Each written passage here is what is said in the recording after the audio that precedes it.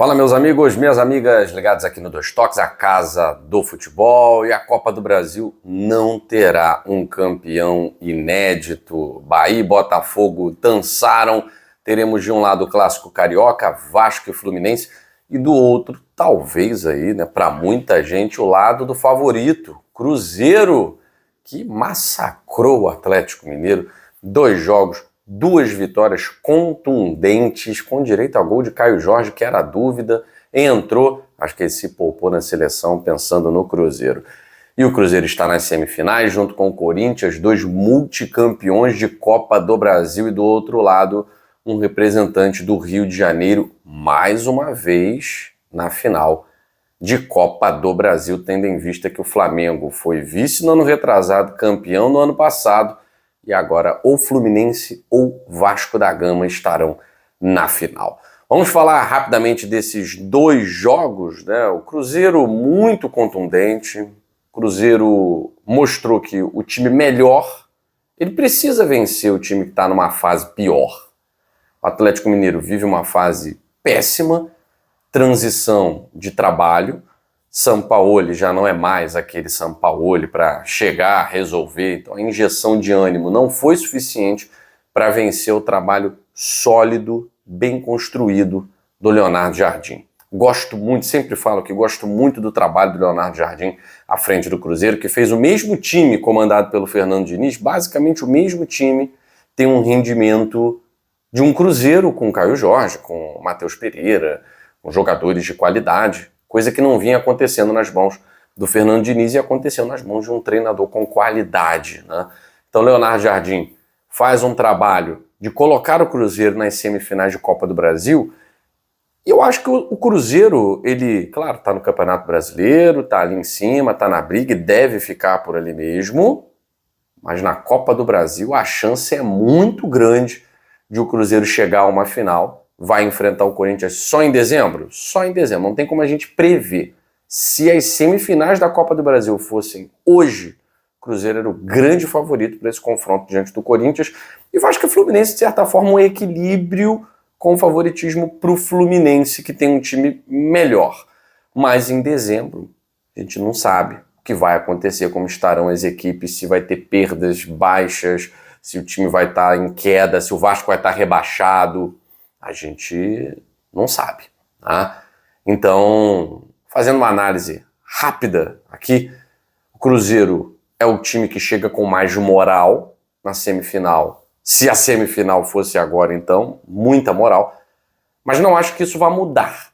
O Cruzeiro deve permanecer no bloco de cima, o Corinthians no bloco intermediário, talvez uma pré-Libertadores, se fizer uma campanha de arranque, né? E do outro lado, o Fluminense, que para mim também fica ali brigando por pré ou Libertadores, e o Vasco da Gama, que surpreendeu. A grande verdade é que o Botafogo viveu uma noite de Copa do Brasil 2007, principalmente tendo como principal vilão o goleiro. O Neto reviveu os piores momentos de Júlio César, tomando um frango no jogo contra o Figueirense em 2007, que custou a classificação do Botafogo para a final da Copa do Brasil naquele ano. O Neto, me desculpe, né? Um goleiro com a experiência, com o currículo dele, a passagem por vários clubes gigantescos na Europa, isso foi para o ralo numa defesa bizonha que ele fez na cobrança de falta, que foi muito boa e tal. Mas não se espalma a bola, parecia uma criança agarrando num campinho do aterro do Flamengo. Espalmou para a trave, a bola só... Uma coisa assim, amadora. Então, falha do goleiro do Botafogo. E o pior, né? O Neto não conseguiu sequer dar a esperança de que poderia ter pegado um pênalti.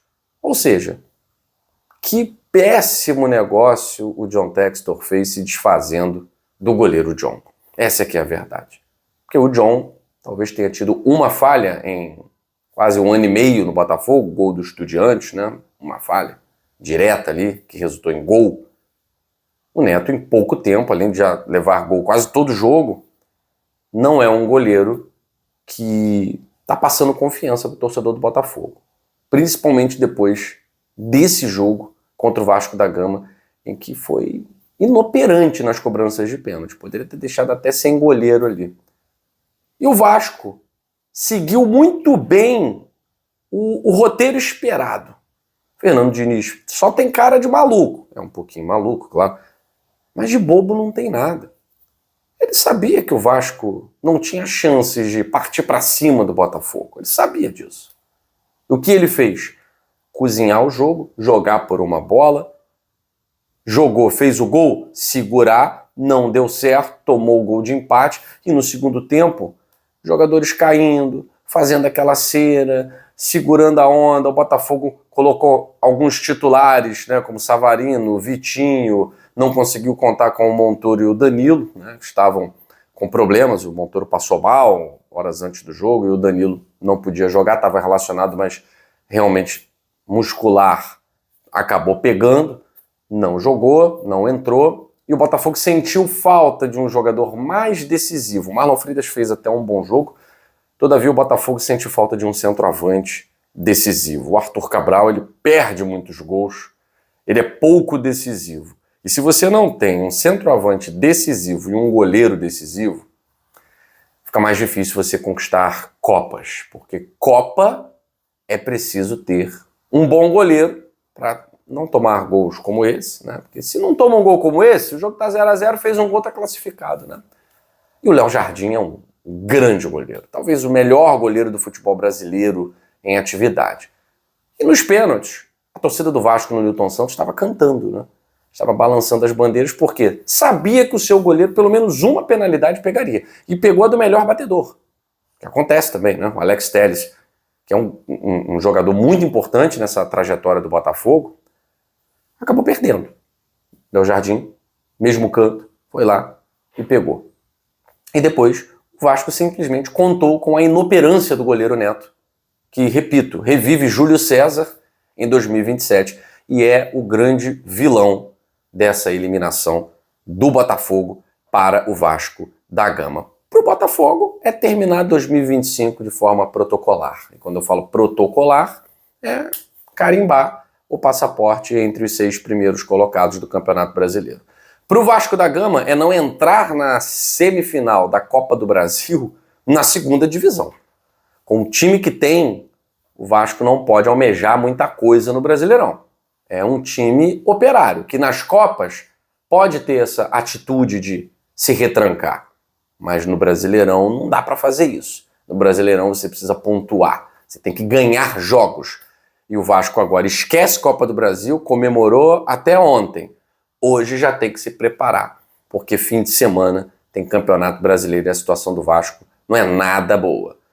Enfim, teremos então um carioca na final e um multicampeão do outro lado. Para vocês, quem é o favorito a conquistar a Copa do Brasil? Vou carimbar aqui o Cruzeiro, mesmo as semifinais sendo apenas em dezembro.